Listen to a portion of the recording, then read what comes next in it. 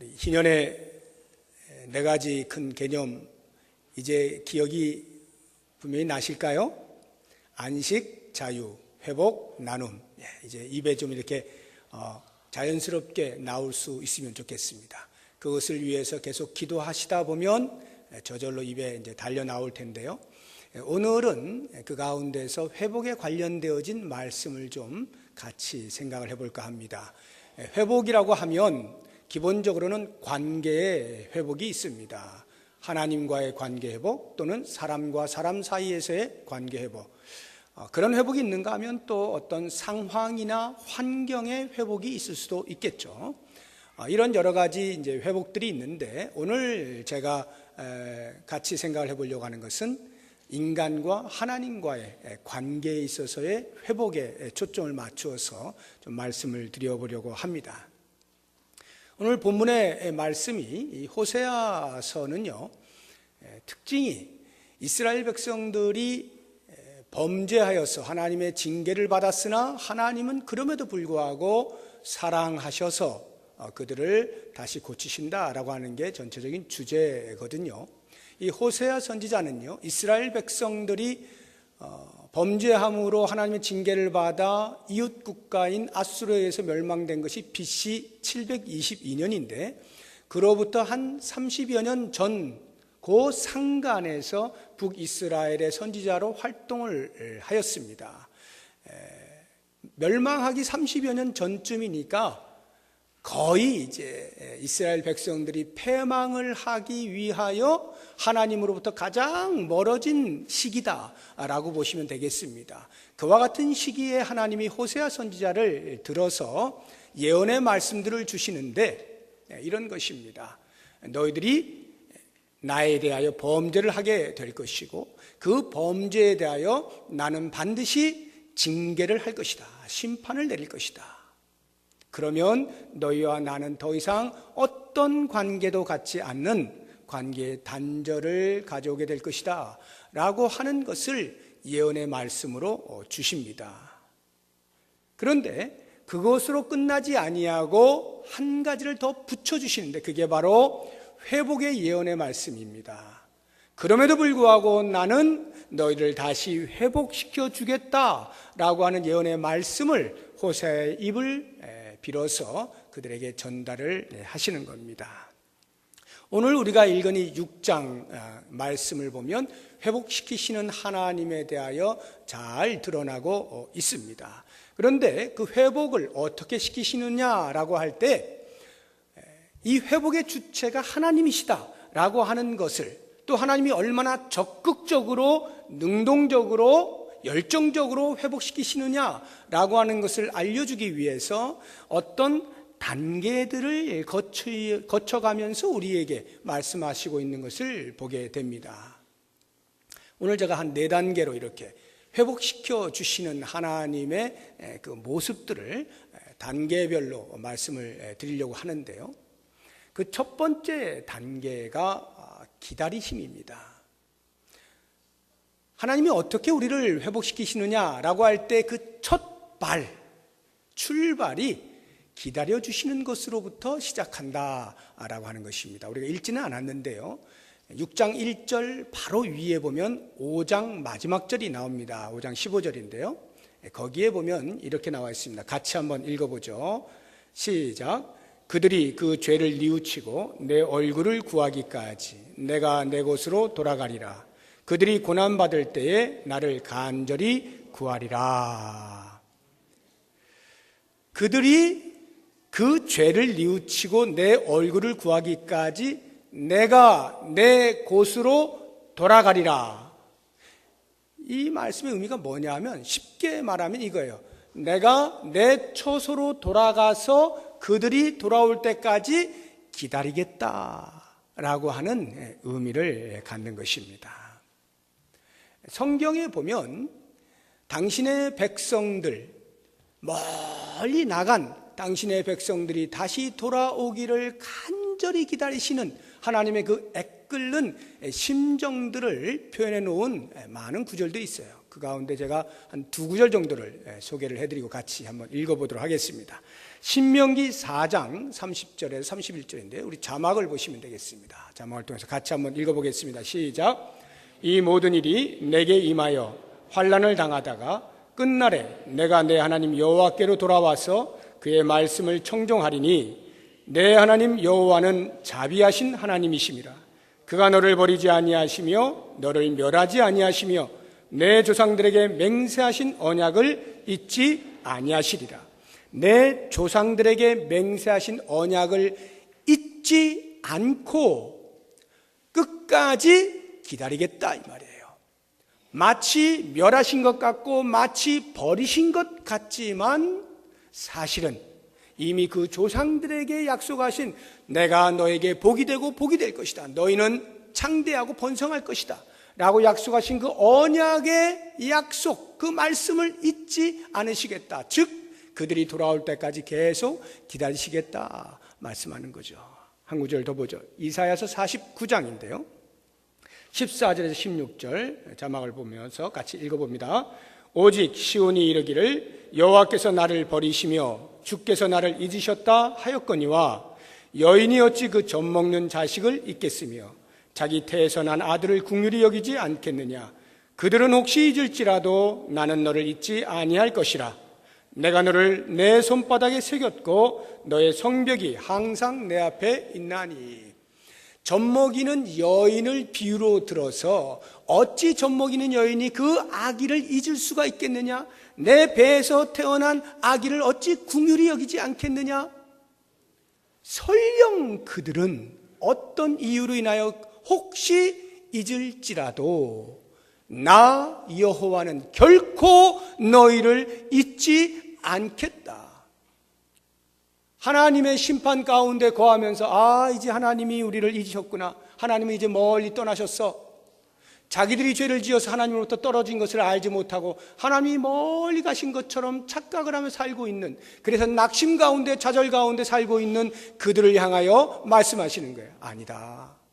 나는 너희를 단 한순간도 잊은 적이 없어. 나는 기다리고 있다. 이 말씀을 하고 있는 거죠. 회복의 출발은 하나님의 기다리심에서부터 시작이 되는 겁니다. 그러므로 우리가 할 일은 뭡니까? 그 기다리시는 하나님께로 돌아가는 거죠. 그래서 오늘 말씀에도 보면 오라 우리가 여호와께로 돌아가자. 여호와께로 돌아가자. 이 짧은 말씀 속에 두 가지를 생각해 보십시다. 하나는 방향을 바꾸라는 것이죠. 여호와께로 돌아가자. 방향을 바꾸라는 것이고, 그럼 어디로 돌아가냐? 여호와께로 돌아가는 것입니다. 우리가 죄악 가운데서 고통 가운데서 있는데 또 다른 그러한 곳으로 방향만 바꾸는 것이 아니라 바른 방향으로의 전환이 필요하다는 거예요. 우리를 간절히 기다리고 계시는 그 여호와께로 돌아가야 한다라고 하는 것이죠. 이것을 누가복음 15장에 나오는 탕자의 비유 속에서는 이렇게 표현을 해놓고 있습니다. 이에 일어나서 아버지께로 돌아가니라. 아버지 집을 떠났던 탕자가 이에 일어나서 어디로요? 아버지께로, 아버지의 집으로, 아버지가 계신 곳으로, 아버지께로 돌아가니라. 여러분, 혹시 이 자리에 계신 분들 가운데에서 우리 하나님과 지금 관계가 좀 서먹서먹하신 분 계십니까? 평소에 하나님을 잘 섬기고 있지만 가끔씩 나도 모르게 또는 알면서도 고의로 짓는 죄들로 인하여서 하나님과 관계가 서먹하신 분 계세요? 어느 정도 거리가 좀 떨어져 있는 분 계십니까? 아니, 아주 멀리 있는 것처럼 느껴지시는 분 계십니까? 우리 하나님은 기다리고 계시는 하나님이에요. 그 하나님 앞으로 돌아가면 됩니다. 돌아가면 돼요. 우리의 자녀들도요, 가끔 이제 가출을 하는 자녀들이 있을 수 있잖아요. 가출을 하면은 이 마음에 어린 자녀의 마음에 어떤 분이 있어서 부모의 대항하는 그러한 마음으로 일부러 더 안 가죠. 부모가 애타게 찾아도 한번 속 좀 썩어 보시오. 이런 마음으로 일부러 집에 안 들어가는 그런 자녀가 있어요. 참 어리석은 것인데 그 당시에는 그게 멋스러워 보이는지 아무튼 그렇게 버티는 자녀들이 있어요. 그런가 하면 집에 못 들어가는 자녀 가운데에는 이런 자녀들도 있어요.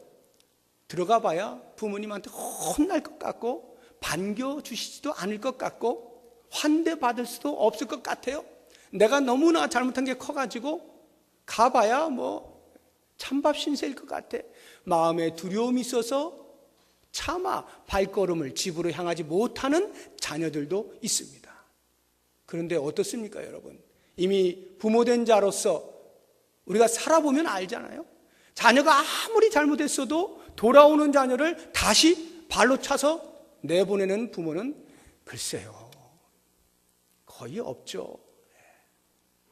어찌됐든 간에 밖에서 얼마나 고생했겠어요. 그러니 반겨주는 것이 부모의 심정인 것이죠. 육체의 부모가 그러하다고 한다면 하물며 하나님께서 당신의 자녀인 우리 성도들이 설령 죄 가운데에서 하나님으로부터 멀어진 삶을 살았다 할지라도 돌아오는 자에게 무시하거나 조롱하거나 핀잔을 주어서 돌아오는 발걸음이 무색하게 만드실 리가 없지 않습니까? 우리 하나님은 두 팔을 벌리고 맞이해 주시는 거죠. 그러므로 우리는 그 하나님을 향하여 그저 눈 딱 감고 가기만 하면 되는 거예요. 그럼 우리 하나님이 받아주신다라고 하는 것이고요. 이렇게 기다리시는 하나님이 그 다음 단계로 어떻게 우리를 회복시키시는가를 보게 되면 용서해 주시는, 죄를 용서해 주시는 겁니다. 우리가 아버지께로 돌아온다는 말의 의미는 아버지, 제가 잘못했습니다. 생각해 보니까 제가 짧았어요. 제가 그러면 안 되는 거였는데 이제 용서해 주세요. 이거죠. 그렇게 죄를 회개하였을 때에 과연 부모님이 어떻게 하시겠는가? 당연히 용서해 주는 거죠. 우리 하나님은 당연히 용서를 해 주시는 거예요. 그러면 아무리 큰 죄를 지어도 용서해 주십니까? 굉장히 큰 죄인데도 용서해 주시나요? 여러분 어떻게 생각하세요? 어떤 죄도 우리 하나님은 용서를 하셔요. 이 부분에 대해서 우리에게 확증해 주는 성경 구절이 있습니다. 한번 같이 보죠. 이사야서 1장 18절 말씀인데 자막을 통해서 시작. 여호와께서 말씀하시되 오라 우리가 서로 변론하자. 너희의 죄가 주홍 같을지라도 눈과 같이 희어질 것이요 진홍같이 붉을지라도 양털같이 희게 되리라. 여기 이 말씀은요, 주홍같이, 너희의 죄가 주홍같이 진홍같이 붉을지라도 라는 의미는 그 어떤 것으로도 지울 수 없는 이런 말이에요. 너무나 색이 선명해서 이것을 무엇으로도 지워낼 수 없는 그러한 죄라 할지라도 우리 하나님은 그 죄를 눈과 같이 희게, 양털같이 희게 만들어주시겠다라고 말씀하시는 거예요. 그럼에도 불구하고 우리의 마음에 죄책감이 남아있어서 그 무거운 짐을 들고 그렇게 살면 그게 무슨 행복이 있겠습니까? 이렇게 말씀하시는 분들을 위해서 하나님께서 또 확증해 주시는 말씀이 있습니다. 같이 한번 찾아보죠. 시편 103편 12절 말씀입니다. 같이 읽습니다. 시작. 동이 서에서 먼 것 같이 우리의 죄과를 우리에게서 멀리 옮기셨으며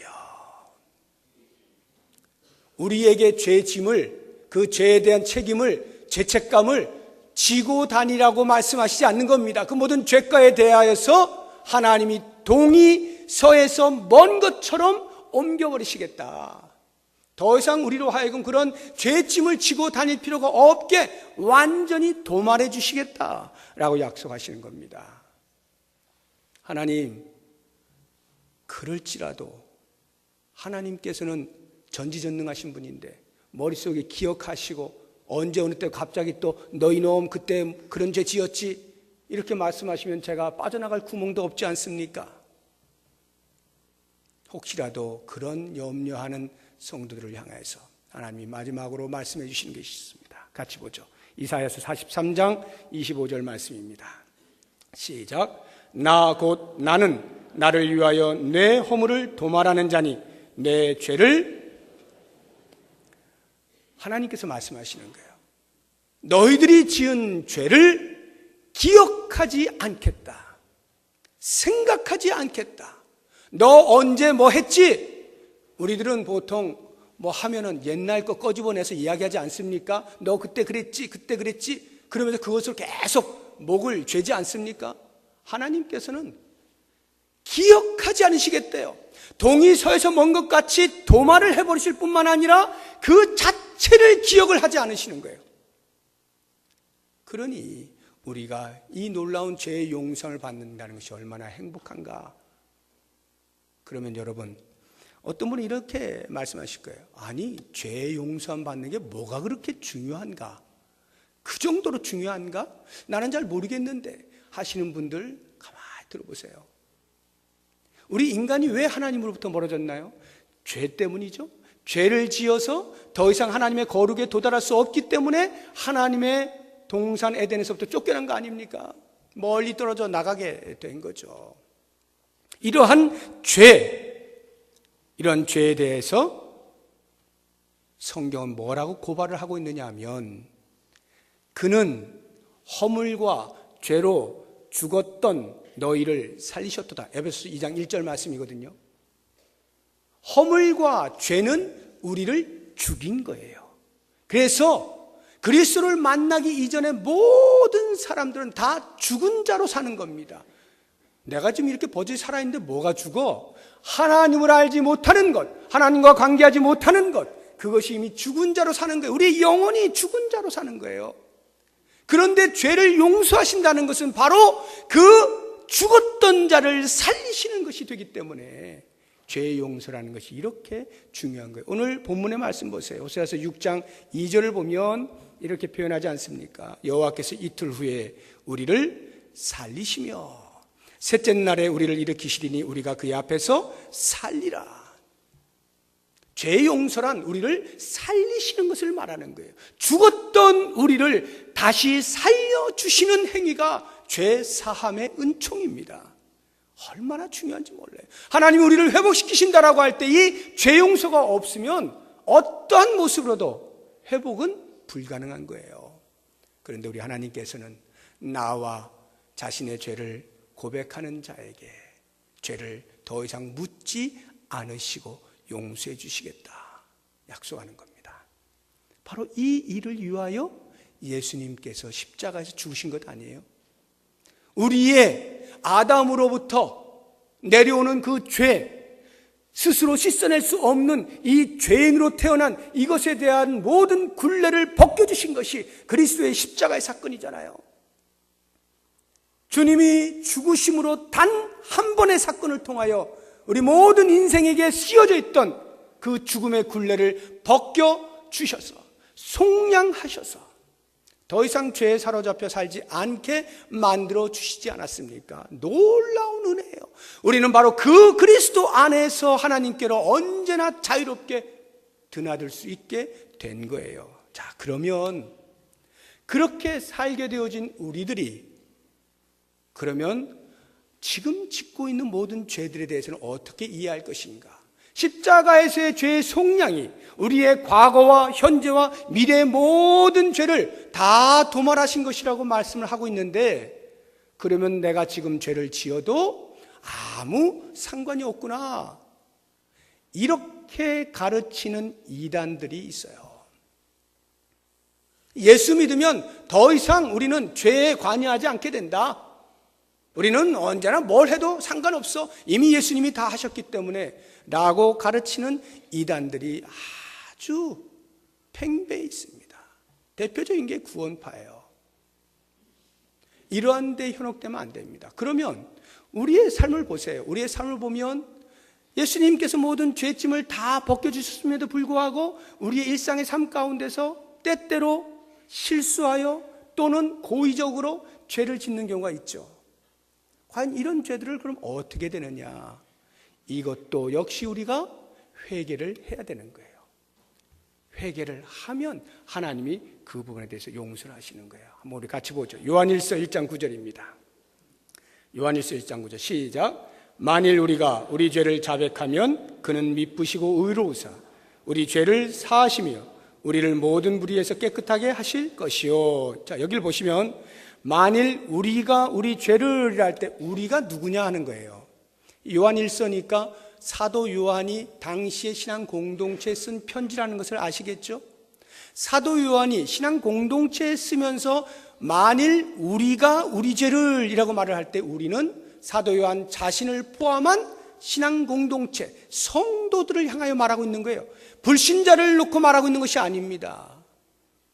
다시 말하면 성도임에도 불구하고 그리스도로 말미암아 구원을 얻었음에도 불구하고 우리가 일상에 살면서 죄를 지을 수 있다 이 말이에요. 그런 죄 지을 수 있는 상황에 대하여 말씀하시는 거예요. 만일 우리가 우리 죄를 하나님 앞에 나와서 자백하면 그 하나님은 미쁘시고 의로우셔서 우리를 모든 불의에서 깨끗하게 하시겠다. 우리의 죄를 사하시겠다 말씀하시는 겁니다. 그러므로 여러분, 우리가 일상의 삶 가운데서 짓는 죄들에 대해서 소홀히 여기고 대충 묻어두고 다니시면 안 돼요. 그러면 우리는 하나님의 회복케 하시는 은혜를 경험하지 못하는 거예요. 하나님과의 관계가 점점 멀어지는 겁니다. 그러니까 신속히 지은 죄들이 생각날 때마다 주 앞에 나와 엎드려서 통회하고 자복하고 회개를 해야 되죠. 그렇게 하기만 하면 주님은 미쁘시고 의로우셔서 우리의 모든 죄를 사하시겠다 약속을 해 주시는 것입니다. 그러므로 여러분, 지은 죄가 생각나십니까? 지금도 우리에게 회개의 기회를 주고 계시는 그 주님 앞에 나오셔서 토로하십시오. 그러면 우리 하나님이 동이서에서 본 것 같이 우리의 죄가를 옮기시고 우리의 모든 죄를 도말하셔서 머릿속에서부터 기억조차 하지 않으시겠다라고 하는 은혜를 부어 주실 것입니다. 이렇게 우리의 죄를 용서하시는 하나님이 그 다음 단계로 어떻게 우리를 회복시키시느냐 보면 치료하시는 하나님을 우리가 만나게 됩니다. 치료하시는 하나님, 6장 1절을 보십시오. 오늘 본문의 말씀, 오라 우리가 여호와께로 돌아가자. 여호와께서 우리를 찢으셨으나 도로 낫게 하실 것이요 우리를 치셨으나 싸매어 주실 것입니다. 싸매어 주시겠다라고 말씀하시는 게 죄를 용서하실 뿐만 아니라 죄로 말미암아서 만신창이가 된 우리를 싸매어 주시겠다 약속을 하시는 겁니다. 아이들이 놀다가 넘어져가지고 다쳐가지고 집에 들어오면 어느 부모가 이런 못난 놈 하고 꾸중만 하고 치료 안 해주는 부모 있습니까? 아무도 그러지 않죠. 소독을 해주고 어떻게 이제 덧나지 않게 하려고 빨리 약을 발라주는 것이 부모의 심정이에요. 뭐 놀다 온 것이 아니고 만약 예를 들어서 우리의 자녀가 잘못해갖고 매를 댔다 할지라도 매댄 다음에 어떻게 합니까? 그냥 확 던져버리고 그냥 끝납니까? 물론 그런 부모님도 가끔 있을 수는 있어요. 그러나 정상적인 부모라면 그 아이가 매로 인하여서 혹시라도 덧나지 않게 하려고 또 약을 바르죠. 저도 그런 경험이 있어요. 제가 세 자녀가 있는데 어렸을 때 몇 번밖에 매를 대지는 않았습니다. 매를 전혀 안 댄 건 아니에요. 매를 댔는데 제가 지금도 머리에 뚜렷이 기억이 납니다. 매를 대면 대충 될 수 없죠. 그러면 엄마 아빠가 장난치는 줄 알고 다음에 더 하거든요. 그러니까 교육상 매를 댈 때는 분명하게 되죠. 정신이 번쩍 나도록 됩니다. 그러면 반드시 표시가 나게 돼 있거든요. 종아리를 때린다든지 손바닥을 때린다든지 하면 표시가 나게 돼 있거든요. 그러면 어느 부모님들 저와 마음이 다르겠어요. 때리는 동안에도 이 예쁜 애를 때려야 되는 거예요. 교육상 때려야 되는 거예요. 그러니까 가슴이 찢어지지만 잘 되라고 때리는 거예요. 가슴이 찢어져요. 다 때리고 나면 이 아이가 지치는 거예요. 맞으면서 지치고 긴장해서 지치고 언제 끝나나 그 생각하면서 지치고 울다 지치고 아이가 지치죠. 그럼 보통 잠이 들어요. 그럼 잠이 드는 아이를 물끄러미 바라보면 어떻습니까? 잘 맞았다 그놈. 이런 부모 아무도 없어요. 더 매우는 거죠. 막 눈물이 뚝뚝 떨어져. 그 아이의 상처를 보고 어떻게 합니까? 마데카솔 가져와. 마데카솔. 그 당시 제가 사용했던 게 마데카솔입니다. 저는 특정 어떤 약품회사하고 관계가 없어요. 후시딘 아니면 마데카솔. 그걸 바르면서 눈물 뚝뚝 흘리면서 발라주는 거죠. 이게 일반적인 보통 부모의 마음 아닙니까? 우리 하나님께서 죄로 말미암아 하나님의 품을 떠난 자녀가 다시 돌아오게 될 때 그 자녀를 안으시는 거예요.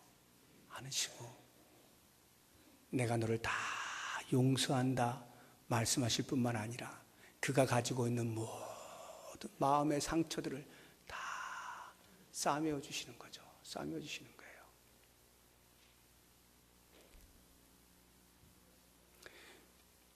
그 누가복음 15장에 나오는 탕자가 집으로 돌아왔을 때 아버지가 멀리서 먼저 보지 않습니까? 먼저 보고 거짓골을 하고 있는 그 아들이 터벅터벅 걸어오고 있는데 그걸 달려가잖아요. 달려가서 어떻게 해요?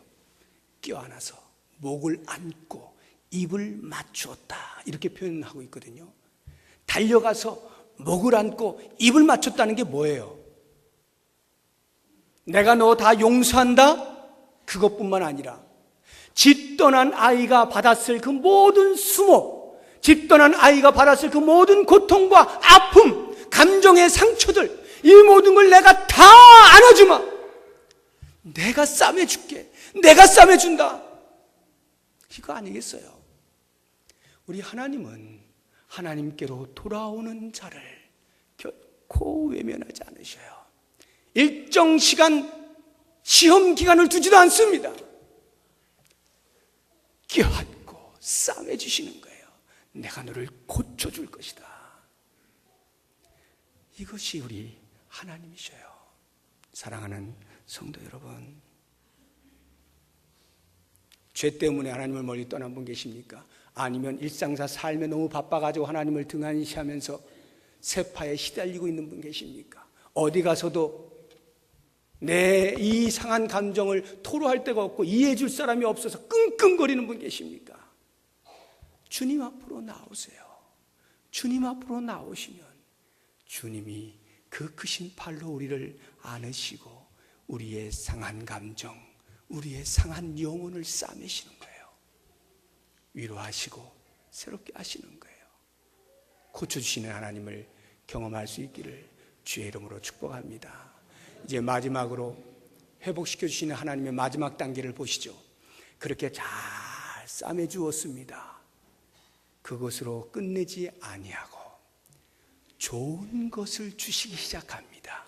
때를 따라서 은혜를 베푸시기 시작해요. 우리 탕자의 비유에서도 보세요. 목을 안고 입을 맞추고 그것을 끝난 것이 아니에요. 그를 위로해 주는 것은 끝난 것이 아니에요. 하인들을 시켜서 얘들아 가장 좋은 옷 꺼내와 입혀라. 얘들아 가락지 가져와 손에 끼워줘라. 얘들아 신발 좋은 거 가져와 발에 신겨줘. 그리고 살진 송아지 잡아다가 우리 잔치 벌이자. 돌아온 아들을 위하여 다시 왕자의 자리로 세워주는 축제를 벌이는 겁니다. 좋은 것들을 계속하여 공급해 주시는 거예요. 놀라운 은혜죠. 이 은혜가 오늘 본문의 말씀 3절에 나와 있어요. 3절에 이렇게 표현하고 있죠. 그러므로 우리가 여호와를 알자 힘써 여호와를 알자. 그의 나타나심은 새벽빛같이 어김없나니 비와 같이 땅을 적시는 늦은 비와 같이 우리에게 임하시리라 하니라. 여기 새벽빛과 비를 비유로 하면서 말씀하시는 게 뭡니까? 아무리 밤새 어둠이 머물러 있다 할지라도 아침이 되면 빛이 솟아오르죠. 태양이 솟아오르는 겁니다. 변함이 없어요. 우리 하나님은 아무리 어둠 가운데서 배회하고 있던 자녀라 할지라도 주 앞에 나오면 언제 어디서나 솟구쳐 오르는 태양처럼 그 자녀들에게 태양으로 계시겠다 이 말이에요. 팔레스타인 땅이 아무리 건조하여 있다 할지라도 농사를 지어야 할 때, 파종을 해야 될 때 추수를 해야 될 때 이른 비와 늦은 비를 꼬박꼬박 내려주시면서 은혜를 베풀어 주시는 것처럼 하나님께서는 돌아온 자녀들에게 그렇게 좋은 것으로 때를 따라 주시겠노라고 약속의 말씀을 하고 있는 거죠. 이 말씀에 대해서 6장보다 훨씬 선명하고 구체적으로 우리에게 보여주고 있는 곳이 있어요. 호세아서, 똑같은 호세아서입니다. 제일 뒤에 장 14장 한번 가보시기 바랍니다. 호세아서 14장을 한번 보세요. 4절부터 8절까지를 읽을 건데 읽으시면서 그 내용을 잘 묵상하시면서 같이 읽어봤으면 좋겠습니다. 4절부터 시작. 내가 그들의 반역을 고치고 기쁘게 그들을 사랑하리니 나의 진노가 그에게서 떠났음이니라. 내가 이스라엘에게 이슬과 같으리니 그가 백합화 같이 피겠고 레바논 백향목 같이 뿌리가 박힐 것이라. 그의 가지는 퍼지며 그의 아름다움은 감람나무와 같고 그의 향기는 레바논 백향목 같으리니 그 그늘 아래에 거주하는 자가 돌아올지라. 그들은 곡식같이 풍성할 것이며 포도나무같이 꽃이 필 것이며 그 향기는 레바논의 포도주같이 되리라. 에브라임의 말이 내가 다시 우상과 무슨 상관이 있으리요 할지라. 내가 그를 돌아보아 대답하기를 나는 푸른 잣나무 같으니 내가 나로 말미암아 열매를 얻으리라 하리라. 아멘. 하나님의 진노가 끝났습니다. 돌아온 자녀를 맞이하였습니다. 치료해 주었습니다. 그리고 그것을 끝난 것이 아니라 그들에게 영원토록 이슬과 같이 되겠다라고 말씀하십니다. 팔레스타인 땅은 하나님께서 내려주시는 이슬을 통하여서 산천 초목이 먹고 삽니다. 백합화가 아름답게 필 수 있는 것은 이슬 때문입니다. 레바논의 백향목이 튼튼하게 뿌리를 낼 수 있는 것은 이슬 때문입니다. 하나님은 그들에게 이슬이 되어 주셨습니다. 돌아온 당신의 자녀들에게 하나님이 이슬처럼 계시겠다. 그래서 우리를 백합화처럼 아름답게 꽃 피워주시겠다는 거예요. 그러면 많은 사람들이 그 백합화를 보고 어때요? 야, 진짜 기가 막히다. 아니 도대체 누가 관리를 하는 거야? 어떻게 백합화는 저렇게 아름답게 필 수가 있어? 하나님의 솜씨죠. 하나님이 그렇게 많은 사람들로 우러러볼 수 있도록, 부러워할 수 있도록, 존귀함을 얻을 수 있도록 만들어 주시겠다는 거예요. 뿐만 아니라 레바논의 백향목이 뿌리를 깊게 내리면서 백향목은 1000년을 삽니다. 곱게 올라가면서 1000년 동안을 그 향기를 풍길 것을 생각해 보세요. 1000년 동안을. 도대체 이 백향목을 누가 키웠는가? 우리 하나님이 이슬로 키우신다는 거예요. 우리들을 회복시켜 주시는데 백향목으로 만들어 주시겠다는 거예요. 그래서 우리의 주변의 많은 사람들에게 그리스도의 향기를 풍길 수 있도록 해 주시겠다라고 하는 것입니다. 뿐만 아니라 하나님께서 말씀하시기를 내가 너희들에게 푸른 잣나무가 되어주마. 그래서 너희들은 언제나 그 잣나무를 통하여 열매를 얻을 수 있을 거야. 여러분 생각해 보세요.